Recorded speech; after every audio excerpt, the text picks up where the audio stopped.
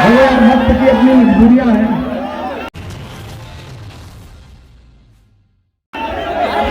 कि मत समझना डराने से डर जाएंगे। टॉर्च बंद क्यों कर दिया? टॉर्च जला के सुनो ना। कि मत समझना डराने से डर जाएंगे। इधर वाली टॉर्च बंद क्यों हो गई भाई? जलाओ, बैटरी खत्म हो रही है क्या? कि मत समझना डराने से डर जाएंगे। अब के सारी हदों से गुजर जाएंगे। मौत के नाम का खौफ देता है क्यों? मौत जिस रोज आएगी मर जाएंगे। कि हमने ज़मज़म दिया, आप गंगा दिया, तुमने भारत को दंगा ही दंगा दिया। तुमने एक रंग के ख्वाब देखे मगर हमने हिंदुस्तान को तिरंगा दिया। और अब आपकी सदाएं, नांदेड़ की सदाएं पूरे हिंदुस्तान तक जाए कि ये तिरंगा बदन पर लपेटे हुए, ये तिरंगा बदन पर लपेटे हुए एक दिन इस जमीन में उतर जाएंगे। मत समझना डराने से डर जाएंगे। अब के सारी हदों से गुजर जाएंगे। 20 नवंबर घर से बाहर निकलिए, एक एक वोट सत्तार भाई को, रविंद्र भाई को दे के आइए। फिलिस्तीन की नस्ल जो है ना, वो 23 नवंबर के रिजल्ट के बाद सुनाऊंगा, ऐसे थोड़ी सुना दूंगा।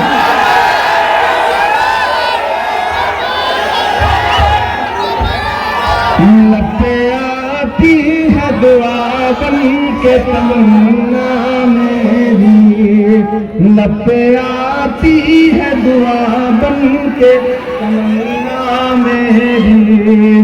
सुन ले तू आज ये फरियाद खुदाया मेरी, लगते आती है दुआ बन के तमन्ना मेरी। ये वही नज़्म सुनो ना। कि तेरे महबूब ने जिस सिमत किए थे सजदे, हुक्म से तेरे वो असहाबे नबी के सजदे, सैकड़ों गम लिए सीने में है गमगीन खड़ा, अब फकत तेरे सहारे है फलस्तीन खड़ा। काश दुनिया ये समझ पाती ये झगड़ा क्या है, काश दुनिया ये समझ पाती ये झगड़ा क्या है। आपके घर पे किसी गैर का कब्जा क्या है, तू जो चाहे तो हर एक बात को बेहतर कर दे, एक नजर डाल के हालात को बेहतर कर दे। कोड ऑफ कंडक्ट में वक्त की अपनी मजबूरी होती है। एक बार फिर से साथियों आपका शुक्रिया अदा करता हूं, और 23 तारीख को लाइट जला दीजिए, अब अगर जला सके तो उजाला कर दीजिए। दुश्मन का मुंह काला कर दो, उजाला कर दो। बहुत शुक्रिया। ये वो उनको को क्यों चलेगा? हाँ तो भाई उसे क्यों पकड़ा रहे हो अपना? बेटा पीछे आ जाओ। इमरान साहब तुम आगे बढ़ो, सत्तार साहब तुम आगे बढ़ो। मेरी आंखों के सामने हजारों की तादाद में मौजूद नांदेड़ की जिंदा दिल अवाम, अभी 5 महीने पहले आपसे मिलने आया था जब लोकसभा चुनाव के दौरान, और आपने जिस खुलूस के साथ, जिस मोहब्बत के साथ मेरी बात मानी थी, उसके लिए सबसे पहले तो आपका शुक्रिया अदा करता हूं। नांदेड़ वालों, मुझे याद है जब मैं 2017 में यहां कॉर्पोरेशन के इलेक्शन में आया था, तब मैं सियासत का हिस्सा नहीं था। बतौर शायर मैं आपके बीच में आया था, और उस वक्त जब मैं कॉर्पोरेशन के इलेक्शन में लोगों से वोट की अपील कर रहा था, सभाएं कर रहा था, तो मुझे याद है कि नांदेड़ का एक मुतालबा था। नांदेड़ की आवाम ने बस एक बात रखी थी कि हम कई दशकों से कांग्रेस पार्टी को वोट देते आ रहे हैं, हमारा एक नुमाइंदा होना चाहिए, एक इंसान को यहां से टिकट मिलना चाहिए। आप सबने ये बात मुझे 2017 में कही थी, तब मैं सियासत में नहीं था, मैं किसी पार्टी में नहीं था। लेकिन 2019 में जब मैं सियासत में आया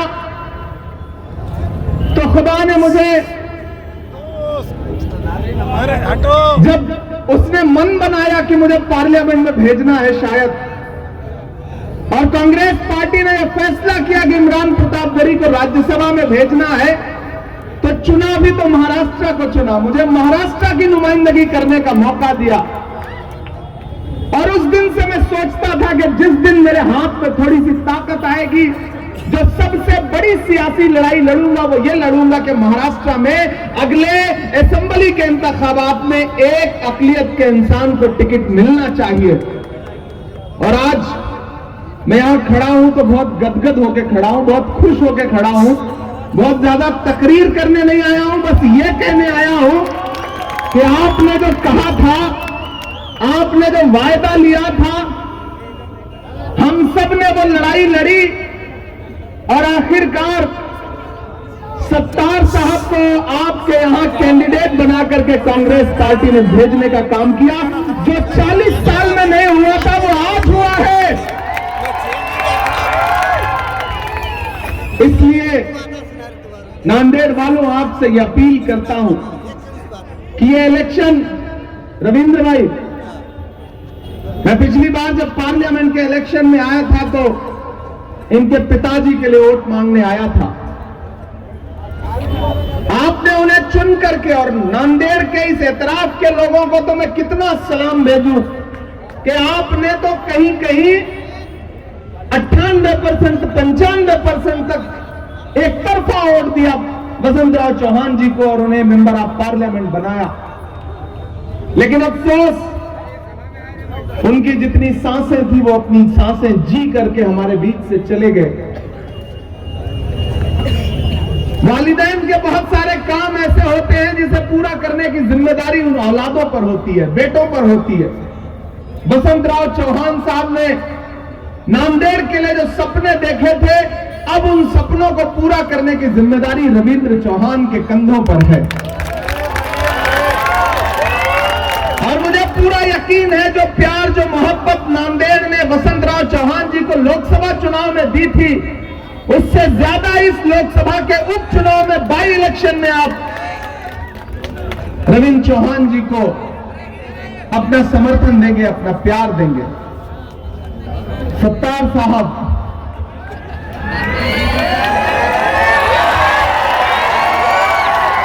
मैंने कहा ना, कभी कभी कुछ खुशियां ऐसी होती हैं जिनकी आहट देख करके लफ्ज खामोश हो जाते हैं और सिर्फ चेहरे पर एक सुकून और एक मुस्कुराहट होती है। जिस दिन सत्तार साहब का टिकट अनाउंस हो रहा था, उससे एक दिन पहले रविंद्र जी, सत्तार भाई, गफ्फार भाई, ये सारे लोग दिल्ली में मेरी कोठी पर बैठे थे। अंबड़े साहब, सारे लोग घर पे बैठे थे मेरे, हम साथ में चाय पी रहे थे। अच्छा, जिसका टिकट होना रहता है उसका कलेजा दुख दुख दुख दुख करता रहता है जब तक लिस्ट ना निकल जाए, आदमी परेशान रहता है। तो सत्तार भाई के चेहरे पे परेशानी थी, तो मैंने कहा नहीं सत्तार भाई, पिछली बार जब आप टिकट मांग रहे थे तो आपके जो वकील थे वो कमजोर थे, इस बार आपकी लड़ाई लड़ने वाला आपका बेटा, आपका भाई कमजोर नहीं है। इस बार कोई धोखा नहीं होगा। कुणाल भाई बैठे हैं, उत्तम जी बैठे हैं, शब्बीर भाई बैठे हैं, ख्वाजा बिलाल हैं, अहमद खान हैं। हम सारे लोगों की नजरें उन लम्हों तक उस लिस्ट पर डटी थी जब तक नांदेड़ नॉर्थ का टिकट सत्तार साहब का अनाउंस नहीं हो गया। हमने अपना काम कर दिया है। अब आपके पाले में गेंद है, अब गोल आपको करना है। बैट भी आपके हाथ में है, गेंद भी आपके हाथ में है। सामने वालों को बोल्ड करो और बल्ले पे गेंद आए तो सीधे बाउंड्री के पार भेजो। सत्तार भाई को आमदार बनाओ, रविंद्र भाई को खासदार बनाओ। नांदेड़ वालों, दाईं तरफ एक खासदार खड़ा है, बाईं तरफ एक आमदार खड़ा है और बीच में राज्यसभा का खासदार खड़ा है जो आपका है। ये भाजपा वाले, महायुति वाले, अपक्ष वाले, विपक्ष वाले किसी के झांसे में नहीं आना है। 40 साल बाद मन की मुराद पूरी हुई है। एक पूरी पीढ़ी या तो जवान हो जाती है या एक पूरी पीढ़ी बूढ़ी हो जाती है, तब जाकर के ये मौका हाथ में आया है कि आपके बीच में आपके अपने लोग, आपकी खिदमत करने वाले लोग कैंडिडेट बनकर के आपके सामने हैं। तो नांदेड़ वालों, इधर उधर एक भी वोट बर्बाद नहीं करना है। 20 तारीख को बस ये सोच के घर से बाहर निकलना है कि आपका एक एक वोट, नांदेड़ का एक एक वोट अगर किसी बटन पे दबेगा तो हाथ के पंजे के सामने वाले बटन पे दबेगा। जब इनका टिकट हो रहा था और मैं पार्टी से लड़ रहा था तो मैंने पार्टी से कहा था कि आप टिकट दीजिए, मैं वादा करता हूं कि नांदेड़ इतने बड़े अंतर से चुन करके खासदार को भी भेजेगा और आमदार को भी भेजेगा कि पार्टी को फख्र होगा। और जब मैं नांदेड़ आना था मुझे कैंपेन में, तो मुझसे कहा गया, सत्तार भाई ने कहा कि इमरान भाई 16 तारीख को आइए, 17 तारीख को आइए, आखिर में आइए। लेकिन आपकी दुआओं ने इतना मसरूफ कर रखा है। मैं पिछले 5-6 दिन से झारखंड में सभाएं कर रहा था, अब महाराष्ट्र आया हूं, 70 के आसपास सभाएं करनी है। मैं खुद परेशान हूं कि कैसे इतनी सभाएं कर पाऊंगा, लेकिन जितना दौड़ पा रहा हूं। मैंने कहा सत्तार भाई मैं 12 तारीख को आ जाता हूं, उसके बाद पता नहीं किस जगह पे, किस असेंबली में, किस पार्लियामेंट में रहूंगा। तो मैं एक बार अपने लोगों के बीच में आ जाऊं, बस उनसे इतना कह दूं कि यार हमने अपना काम कर दिया, अब आप अपना काम कर दो। इससे ज्यादा तो कुछ बोलने की जरूरत भी नहीं है। और मुझे पता है ये नांदेड़ है, ये उड़ती चिड़िया के पर पहचानता है। ये किसी झांसे में नहीं आएगा, ये किसी धोखे में नहीं आएगा। आपसे बहुत लंबी चौड़ी सियासी तकरीरें नहीं करूंगा जो आपको खरीदने आए। मैंने सुना है कुछ लोग पैसों की पोटली लेके घूम रहे हैं। वो आपके बीच में आए तो उनसे कहना कि मेरे भाई ये पैसे आप अपनी जेब में रखो, हम बिकने वाले लोग नहीं हैं, हम झुकने वाले लोग नहीं हैं, हम डरने वाले लोग नहीं हैं। और उसके बाद भी अगर कोई डराने की, धमकाने की कोशिश करे तो उससे कहना कि जुल्म करती है जवानी भी नहीं मांगोगे, जुल्म करती है जवानी भी नहीं मांगोगे, खून में अपने रवानी भी नहीं मांगोगे। मेरे मिट्टी के घरों पे बरसने वालों, मैं जो गरजूंगा तो पानी भी नहीं मांगोगे। ये कहना और बिना डरे, बिना झुके, एक भी वोट खराब मत होने देना। हाथ का पंजा, हाथ का पंजा, हाथ का पंजा, क्योंकि लड़ाई सीधी महायुति और महाविकास अघाड़ी के बीच में। एक तरफ वो लोग खड़े हैं जिनके नारे हैं बटोगे, कटोगे, मंगलसूत्र छीन लेंगे, भैंस खोल ले जाएंगे, ढहा देंगे, जला देंगे, उल्टा लटका देंगे, पता नहीं क्या क्या। और एक तरफ हम खड़े हैं, हम सब खड़े हैं जो ये कह रहे हैं कि आओ नफरत के बाजार में मोहब्बत की दुकान खोलते हैं। ये नांदेड़ की सड़कें इस बात की गवाह है नांदेड़ वालों कि जब इन्हीं सड़कों पर चल करके मोहब्बत का एक मसीहा आया था आपके बीच में, जो कन्याकुमारी से चला था, बस एक नारा लगाता हुआ कि नफरत छोड़ो, भारत जोड़ो। मुझे बताओ इस मुल्क में जो नफरत फैली है उसके सबसे ज्यादा शिकार कौन है? हम हैं, आप हैं, आप हैं। नफरत कम होगी तो सुकून किसे मिलेगा? हमको, आपको, आपको। तो बताओ जिस इंसान ने 4000 किलोमीटर पैदल चल करके अपने पैर के छालों की परवाह नहीं की और यह कहा कि इस मुल्क में नफरत को कम करना है, तो आप तो इस बात पर ईमान रखते हो ना कि मजदूर का पसीना सूखने से पहले उसकी मजदूरी उसे दे देनी चाहिए। रखते हो या नहीं रखते हो? मैं तो रखता हूं इस बात पर ईमान, क्योंकि हमारे बुजुर्गों का कौल है कि मजदूर का पसीना सूखने से पहले उसकी मजदूरी उसे दे देनी चाहिए। तो मैं आज नांदेड़ में खड़ा होकर के आपसे यह कहता हूं कि मैंने देखा है राहुल गांधी के माथे का बहता हुआ पसीना, मैंने देखा है राहुल गांधी के पैर के छाले। मैं आज नांदेड़ में खड़ा होकर के आपसे राहुल गांधी की मजदूरी मांगने के लिए आया हूं, और वो मजदूरी ये है कि राहुल जी ने रविंद्र चौहान को और अब्दुल सत्तार साहब को आपके बीच में अपना नुमाइंदा बना के भेजा है। एक को आमदार बना दीजिए, एक को खासदार बना दीजिए। यह है राहुल गांधी की सबसे बड़ी मजदूरी। जो इधर बाईं तरफ मेरे साथी खड़े हैं, मुझे आपसे बस एक बात कहनी है।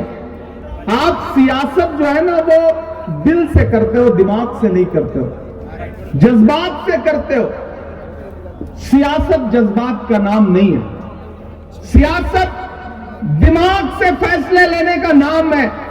हो सकता है मेरे कुछ साथियों को सत्तार साहब से पर्सनल मनमुटाव हो सकता है कभी गफ्फार फोन न उठा पाए हो तो आप नाराज हो, लेकिन जब लड़ाई बड़ी होती है तो छोटी छोटी चीजें नजरअंदाज करनी पड़ती हैं। यह मौका फिर दोबारा आए या ना आए, यह आपके फैसले पर तय होगा।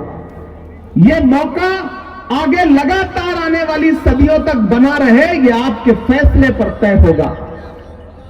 हर वफा जिंदे जावेद नहीं होती है, दिल का हर जख्म कहीं दिल का कमल बनता है। जब शहंशाह भी हो, इश्क भी हो, दौलत भी, तब कहीं जाके कोई ताजमहल बनता है। हमने अपने हिस्से का काम कर दिया है, कांग्रेस पार्टी ने अपने हिस्से का काम कर दिया है। अब आपको अपने हिस्से का काम करना है। नांदेड़ वालों,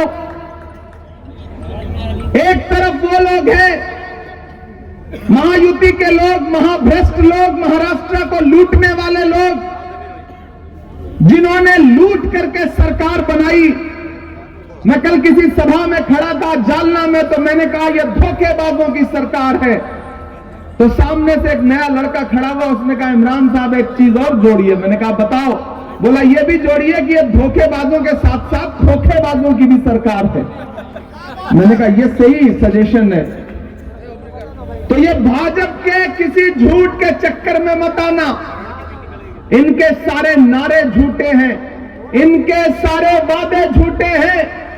ये तो पार्लियामेंट में एक दिन प्रधानमंत्री जी खड़े होकर भाषण दे रहे थे, बोले बताओ कांग्रेस वालों 70 साल में क्या बनाया। मैं इधर बैठा हुआ था, मैं खड़ा हो गया, मैंने सोचा मैं गिनाना शुरू करूं, तब तक खड़गे साहब बैठे थे। बोले इमरान मत बताना, जो बताओगे ये उसको भी बेच देंगे, इनका काम सिर्फ बेचने का है, इन्हें मत बताओ। मैं तो आजकल जब भी पार्लियामेंट जाता हूं ना, तो प्रधानमंत्री जी को उनके पुराने नारे याद दिलाता कि भाइयों बहनों, देश के खजाने की चाबी मुझे सौंप दो, मैं देश नहीं लूटने दूंगा, चौकीदारी करूंगा। अब तो मैं उस चौकीदार से पार्लियामेंट में भी पूछता हूं और सड़कों पर भी पूछता हूं कि कहां सोया है चौकीदार। थक तो नहीं गए, थके तो नहीं है ना? कहां सोया है चौकीदार, कहां सोया है चौकीदार। ये जो इधर दीवारों पे बैठे लोग हैं, इधर जो छतों पे बैठे लोग हैं, जो सड़कों पे खड़े लोग हैं, पीछे तक अगली लाइन पे आपकी तालियों का शोर जो है ना वो आसमान तक जाना चाहिए कि कहां सोया है चौकीदार, कहां सोया है चौकीदार। विजय माल्या नाक के नीचे से हो गया फरार, कहां सोया है चौकीदार, कहां सोया है चौकीदार। के चाय भाई, आप कहे तो नांदेड़ है ना, कितने समझदार लोग। आप कोई नाम मत लो, चौकीदार बोल दो ये समझ जाते हैं, चाय बोल दो इनको स्वाद आ जाता है, पिलाने की भी जरूरत नहीं पड़ती। तो चाय, मैंने फैसला किया अभी ये सभा खत्म होगी तो जहां अच्छी चाय मिल रही होगी वहां जाके चाय पीऊंगा कि चाय बेचने वाला पूरा भारत बेच रहा है। बेच रहा है कि नहीं बेच रहा है? बेच रहा है कि नहीं बेच रहा है? कि चाय बेचने वाला पूरा भारत बेच रहा है। इसी काम में हासिल उसे महारत बेच रहा है कि रेल बिक गई, तेल बिक गया, बिका हवाई अड्डा। अगली लाइन में तैयार रहिएगा। जो दीवारों पे हाथ से दीवार पकड़ के बैठे हैं वो ताली ना बजाएं, गिरने का डर है। कि रेल बिक गई, तेल बिक गया, बिका हवाई अड्डा। सब कुछ बिकता देख के खुश है अपने जेपी नड्डा। कि जनता महंगाई की मारी करती हाहाकार। कहां सोया है चौकीदार, कहां सोया है चौकीदार। नांदेड़ वालों, महान बादशाह सिकंदर ने यूनान जीता, यूनान फतेह किया।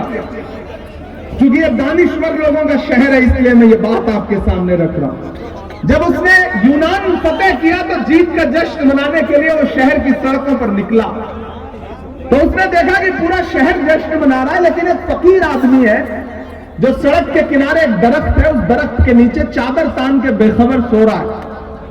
सिकंदर को गुस्सा आया, सिकंदर अपने घोड़े से उतरा और उस सोते हुए फकीर इंसान के पास गया और उसे देख करके उसे जोर की एक लात मारी और लात मार के कहा, क्यों रे फकीर, मैंने शहर फतेह कर लिया, लोग जश्न मना रहे हैं और तू सो रहा है। उस फकीर ने सिकंदर की तरफ उन्हीं आंखों से देखा और देख करके कहा कि शहर फतेह करना बादशाहों का काम है, लेकिन लात मारना गधे का काम है।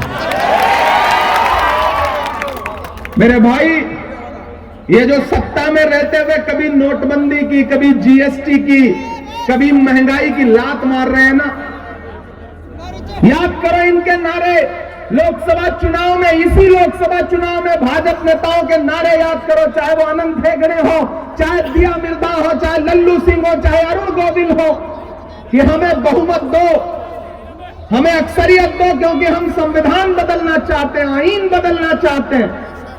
वो तो भला हो भारत की जनता का, नांदेड़ की जनता का, देश की जनता का, कि जिन्होंने 400 पार का नारा लगाने वालों को लाके 240 पे ऐसा पटका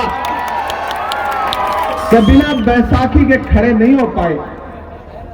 2 टांगे नकली उधार लेनी पड़ी उनको। वो मीम देखते हो ना, मेरी एक टांग नकली है, वाला मीम देखा है ना, वो बिल्कुल इन्हीं के लिए बना है। 2 टांगे उधार लेनी पड़ी, एक आंध्र प्रदेश से, एक बिहार से, एक नीतीश बाबू, एक चंद्र बाबू।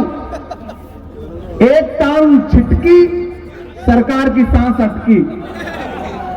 अभी बिल्कुल ऐसे है मामला।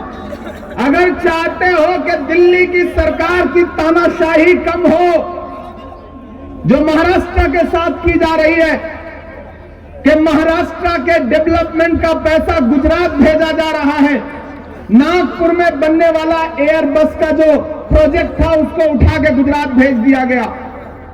फॉक्सकॉन की फैक्ट्री लगनी थी जिसकी वजह से महाराष्ट्र के नौजवानों को नौकरी मिलती, उसे उठा के गुजरात भेज दिया गया।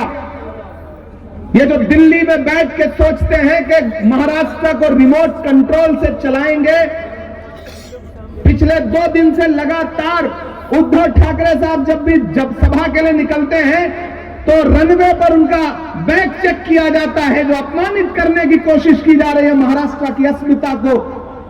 यह चुनाव उसका बदला लेने का चुनाव।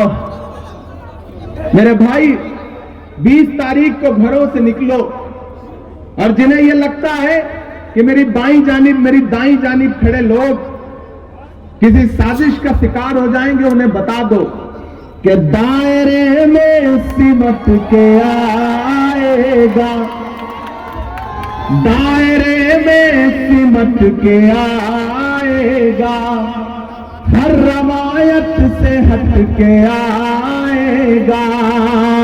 आंधियों को जरा खबर खबर कर दो, आंधियों को जरा खबर कर दो, शेर वापस पलट के आएगा, शेर वापस पलट के आएगा। ये जो आखिरी के 10 मिनट बचे हैं, मैं कोशिश करता हूं और एक खबर भी आपको देता हूं कि राहुल गांधी जी की सभा है 14 नवंबर को 2 बजे नवा मुंडा मैदान में। आप सबकी शिरकत होगी तो अच्छा रहेगा। कि जख्म पर जख्म खा के निकले हैं हम, मगर मुस्कुरा के निकले हैं। आप तो शायरी की जबान समझने वाले लोग हैं। बहुत छोटा सा था मैं, बड़ी कम उम्र थी मेरी जब पहली बार यहां मुशायरे में आया था। आप सबको शायद याद हो जो अदब नवाज लोग हैं। और इस बीच जब पार्लियामेंट में गया तो एक दिन हम लोग अडानी के मुद्दे पे आवाज उठा रहे थे। वसंतराव चौहान भी जीवित थे लोकसभा में, हम इधर राज्यसभा में। एक साथ 146 सांसदों को सस्पेंड कर दिया गया। मैं बाहर निकला तो मीडिया के लोग खड़े थे। मीडिया के साथियों ने कहा कि सस्पेंड हो गए, तंज किया।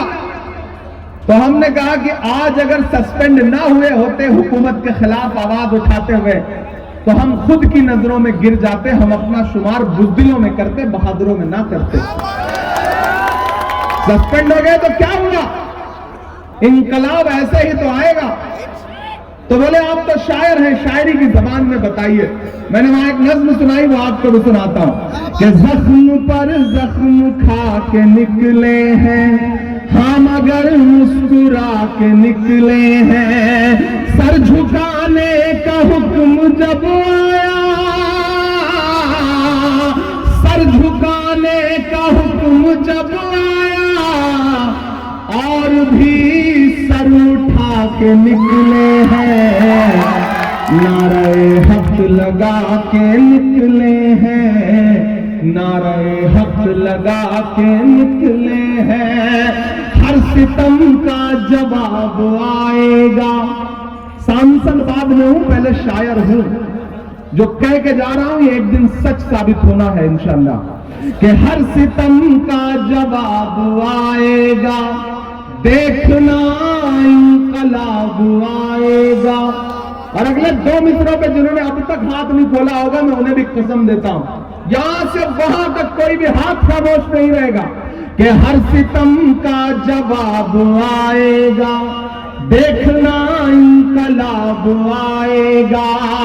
अच्छे दिन का किए थे जो वादा, अच्छे दिन का किए थे जो वादा, उनका दिन भी खराब आएगा, उनका दिन भी खराब आएगा। अच्छे दिन का किए थे जो वादा, उनका दिन भी खराब आएगा।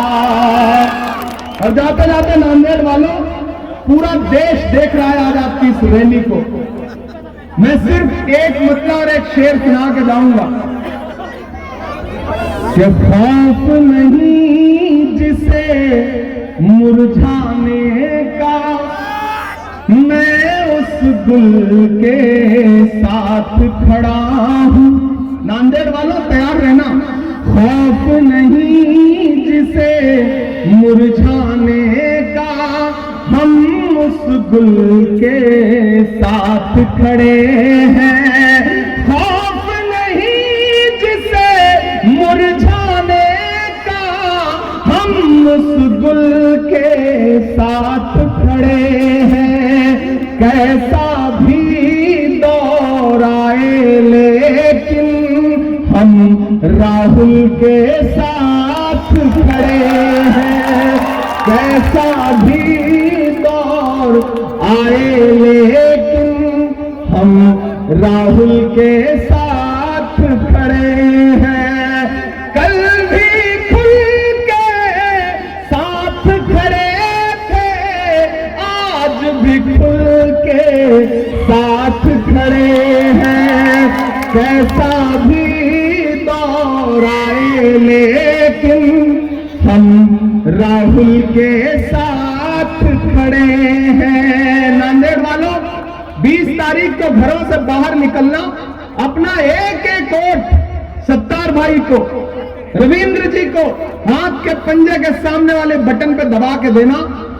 और यह मत सोचना कि आपका दिया गया वोट सिर्फ सत्तार जी को मिलेगा या सिर्फ रविंद्र को मिलेगा। आपका दिया गया एक एक वोट मोहब्बत के उस मसीहा को मिलेगा जिसका नाम राहुल गांधी है। आपका दिया गया एक एक वोट शरद पवार साहब को मिलेगा, तो ठाकरे जी को मिलेगा। और आपका दिया गया एक एक वोट इमरान प्रतापगढ़ी पे आपका एहसान होगा। यह आपसे गुजारिश करने आया हूं। मैं आपका खासदार हूं, ये आपके खासदार बनने वाले हैं, ये आमदार बनेंगे। इस इलाके के लिए, नांदेड़ नॉर्थ के लिए हम लोगों ने जो बैठ के प्लान बनाया है यहाँ डेवलपमेंट के लिए, अब अकेले नहीं, हम 3 लोग मिलकर के यहाँ के लिए निधि भी लगाएंगे, यहाँ डेवलपमेंट का काम भी करेंगे। मैं चाहता हूं कि पूरा देश इस रैली को देख रहा है, तो ये लाइटें जो हैं ये बंद की जाएं। और जितने भी साथी खड़े हैं, अगर उनके मोबाइल में टॉर्च है तो अपना टॉर्च जलाएं। मैं चाहता हूं कि इसका विजुअल पूरे देश में जाए। जलाइए अपनी टॉर्च, ये जलाइए अपनी टॉर्च। अभी कुछ लोगों की टॉर्च नहीं जली है क्या? सबकी जल गई है?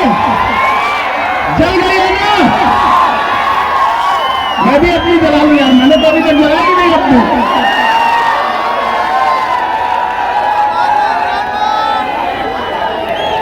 जल रही है?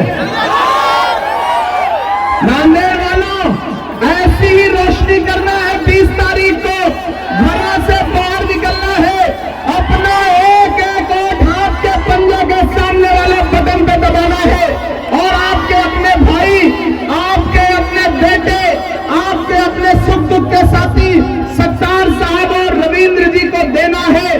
23 तारीख को रिजल्ट आएगा इंशाल्लाह। उसके बाद आपका शुक्रिया अदा करने फिर इसी देगलूर नाका पे आऊंगा। मैं आपसे बहुत शुक्रिया, बहुत मोहब्बत है।